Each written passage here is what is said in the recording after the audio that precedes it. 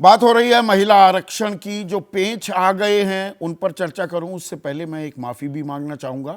मैं दो नेताओं के नाम लिए थे जो महिला आरक्षण विधेयक का 2010 में विरोध कर रहे थे, मुलायम सिंह यादव और शरद यादव। मेरे मुंह से गलती से शरद पवार निकल गया।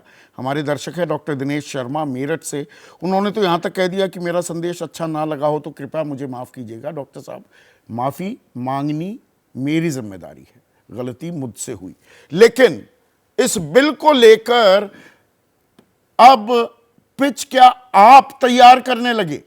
ये घेराबंदी का हिस्सा है या आप दरअसल 2024 में ही महिला आरक्षण लागू हो जाए उसके लिए तैयार हैं? सुजाता पॉल तैयार है, पूर्ण रूप से तैयार है। तो सपना है हर महिला का। और अगर आप महिलाओं की बात करते हैं अक्रॉस पार्टी लाइन, भाजपा की महिला प्रवक्ता कुछ भी आके बोल रही हूँ हर कार्यक्रम में, मगर सपना तो ये सबका है, बोल भले ही ना सके। और मैंने जैसा कि आपको पहले ही कहा, हमने इस देश को पहली महिला प्रधानमंत्री, पहली महिला राष्ट्रपति, अपनी पार्टी की पहली एक अध्यक्ष महिला दी। तो इसलिए अगर आप आज देखेंगे तो ये जरूरी है कि महिलाओं को उनका अधिकार मिले, आज मिले, अभी मिले और पूर्ण रूप का अधिकार मिले, आधा अधूरा नहीं। तो क्या हम ये भी मान लें सुजाता कि जिस तरह से सर्वसम्मति से, लगभग सर्वसम्मति, 2 AIM के सांसदों के अलावा 454 सांसदों ने समर्थन दिया, सभी ने दिया, वो समर्थन राज्यसभा में जो अभी लग रहा था 7 बजे जब मैंने कार्यक्रम शुरू किया कि ये ऐसे ही पास हो जाएगा विधेयक, संशोधन पर ऐतराज होंगे और काउंटिंग होगी, ये वो सर्वसम्मति राज्यसभा में नहीं दिखने वाली, क्या ये मानूं मैं? देखिए संदीप जी, अगर कानून बनाना है तो अच्छी तरीके से बनाना है ना। कुछ समय पहले मैं ABP पे ही देख रही थी उमा भारती जी का वक्तव्य, वो भी कह रही थी कि अगर OBC आरक्षण नहीं होता तो वो इसका विरोध करती हैं, वो इसको पसंद बिल्कुल नहीं कर रही है। और अभी महेश जी एक बात कह रहे थे कि जब 2010 में ये कानून लाने की कोशिश करी गई तो हम उसमें OBC वाला प्रावधान नहीं लाए। ठीक है, नहीं लाए तो एक प्रक्रिया है ना, उसमें संशोधन मूव किया जा सकता है। तो आज वही चीज हो रही है और जरूरी ठीक है, भूल सुधार आप कर रहे हैं। नेहा, छोटा सा जवाब चाहूंगा। तो वो सर्वसम्मति से ये विधेयक राज्यसभा में अब पास होता नहीं दिखेगा, अब OBC की लड़ाई पर आंकड़ों की लड़ाई भी जुड़ती दिखेगी। संदीप जी, पहले तो मैं आपको करेक्ट करना चाहूँगी कि आपने कहा कि नेताजी और शरद यादव जी ने विरोध किया था।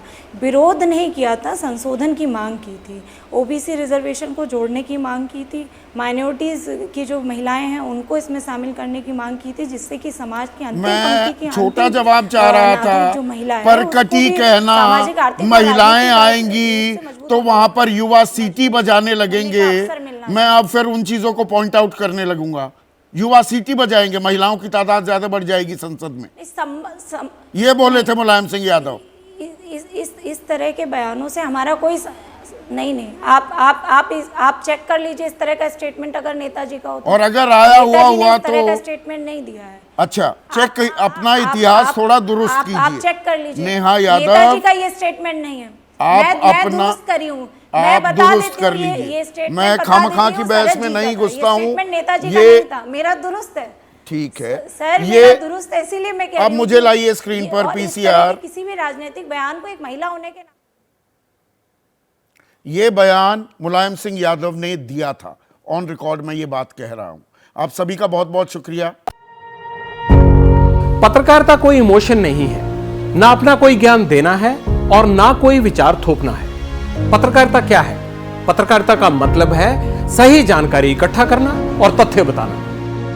पत्रकारिता आज जितने महत्वपूर्ण दौर में है शायद पहले नहीं थी। इस दौर से निकलने के लिए सिर्फ सच दिखाने की जरूरत है, वो सच जो आपके हित को आगे रखे। इसलिए अब रात 9 बजे प्राइम टाइम नहीं होगा, ये आपका टाइम है।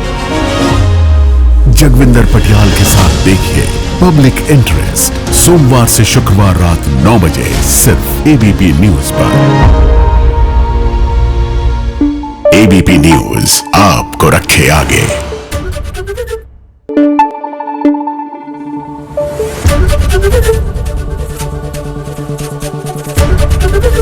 ABP न्यूज आपको रखे आगे।